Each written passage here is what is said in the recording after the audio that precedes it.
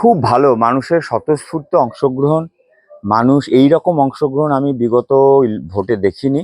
মানুষ স্বতঃস্ফূর্তভাবে বাইরে বেরিয়ে এসছে ভোট দেওয়ার জন্য। আপনি যদি মিলনপাড়া তুলসীতলা বুথগুলোতে যান দেখবেন এখনো প্রচুর ভিড়। অনেক মানুষের ভোট নেওয়া বাকি আছে। তো এই স্বতঃস্ফূর্ততা, শুধুই স্বতঃস্ফূর্ততা প্রমাণ করছে যে বাংলার মানুষ পরিবর্তন চায় আর পরিত্রাণ চায়।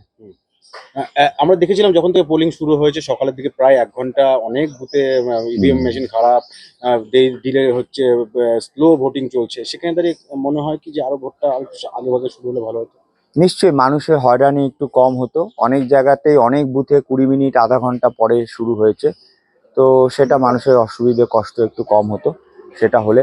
এখন যে মানুষগুলো লাইনে দাঁড়িয়ে আছে সেটা হতো না। সেটাই খুব।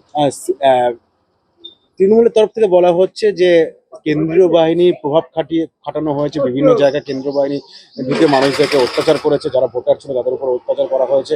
এবং পাশাপাশি সিপিএম বলছে যেটা, সেটা হচ্ছে খুব সাইলেন্টলি ভোট হচ্ছে এবং মানুষ হয়তো সরকার বিরোধীর পক্ষে রায় দেবে। এই যে দুই দলের প্রার্থীর এই বক্তব্য আপনি কিভাবে দেখছেন? না, এটা তো 100 বার আপনি সাধারণ মানুষকে জিজ্ঞেস করুন, সাধারণ মানুষ বলবে যে কেন্দ্রীয় বাহিনী তাদেরকে সাহায্যই করছে। আমি নিজের চোখে দেখেছি। এখন কেন্দ্রীয় বাহিনী থাকাতে যাদের অসুবিধা হচ্ছে, যারা ছাপ্পা মারতে পারছে না, তাদের তো এই ধরনের বক্তব্য থাকবেই, স্বাভাবিক এটা।